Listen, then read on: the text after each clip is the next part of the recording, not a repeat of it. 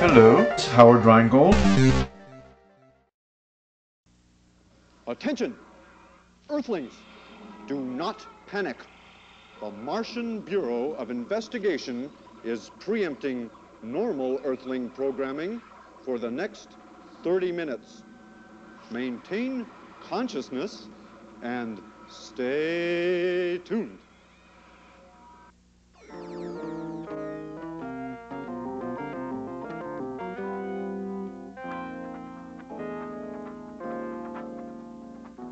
Earth, the green planet, planet of mystery, has always fascinated Martians. We have marveled at these Earthlings from afar, astounded at their audacity, their cruelty, their humor. Finally, we had to send someone down there for a closer look. The Martian Bureau of Investigation selected Howard K. Martian, Jr., intrepid operative, spy and scholar, extraterrestrial anthropologist extraordinaire. Wherever Martian science leads me, there I will go. Before Howard K. Martian was The Bug. I found this costume in a used clothing store in about 1975. I guess it was meant to be a beetle or something. It was made out of felt. I wore it to a few parties, and for a time I took to wearing it on the street, sometimes at night, in tandem with a pair of eyeglasses that were used for reading in bed at night, that I could flash a light on and off from each of my eyeballs. I actually did hear the screams of passing motorists on 2 separate occasions. So when I started the Extraterrestrial Anthropologist bit, the initial costume was the Bug's headpiece, and for Howard K. Martian Sr., I just used a Tyvek suit I found somewhere. And I guess the rest of that costume in this early investigation was actually a tracksuit or pajamas. In any case, this is what computers looked like just about before the first Altair computer, personal computer kit was created, around 1976. Here we are in the central computer room. I believe we have one of the central computer czars here. Greetings. Paul?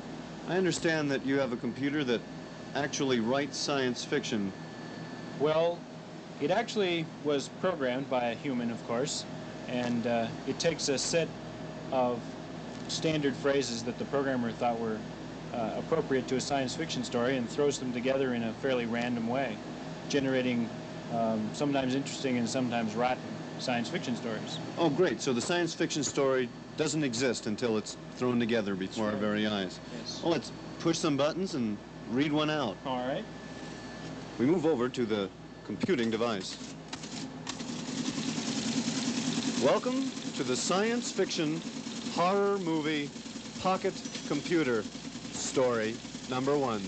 Earth is attacked by tiny Betelgeuseian superpersons who look upon us as a source of nourishment and eat us.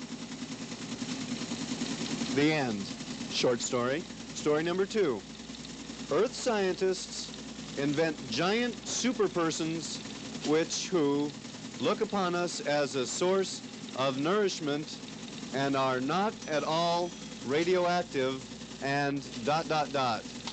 can be killed by the atomic bomb. The end. Couple of shorts. Story number 3.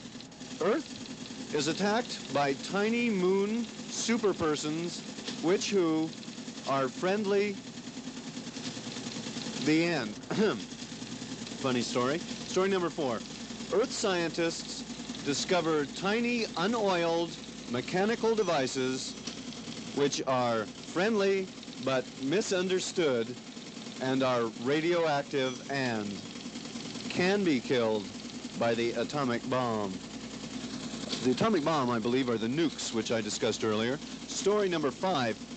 Earth is attacked by tiny Martian icky things oozing guck, which want our women take a few, and leave.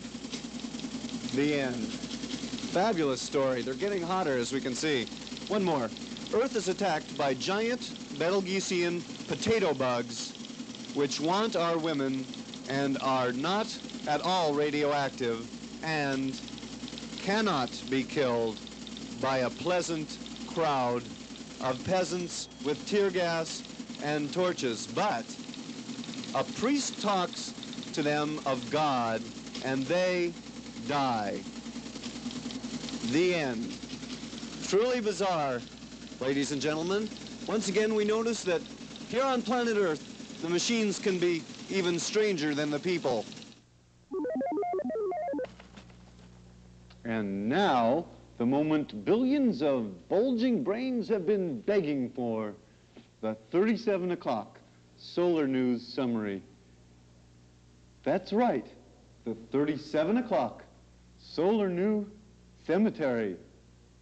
That's right, billions of bulging brains, bulging brains, bulging brains. Summary. What's wrong with the Martian? Somebody check his battery. Send in the technical team.